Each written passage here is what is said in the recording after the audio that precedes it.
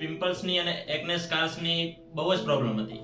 પછી મેં doctor Jayesh સનારિયાનું consultation લીધું તો એમણે મને આખી પ્રોસેસ સમજાવી કે પહેલા પિમ્પલ્સનું ટ્રીટમેન્ટ થશે, પછી જે એકને સ્કાર્સ છે એને કાઢવા માટેની અલગથી ટ્રીટમેન્ટ થશે, અને છેલ્લે ગ્લોઈંગ ઇફેક્ટ માટેની પીઆરપી કરીને અલગથી ટ્રીટમેન્ટ આવે છે એ કરવામાં આવશે.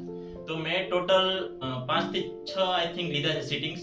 એમાં મને ઘણો બધો ફેર પડ્યો છે. ઓલમોસ્ટ સરને મેં 95 ત્યારે જ મળવા આવેલો હતો, તો એમને કીધું જે થોડા ઘણા પણ જે છે એ પણ ટૂંક સમયમાં વયા જશે, અને એના માટે હું ખૂબ ખૂબ આભારી છું.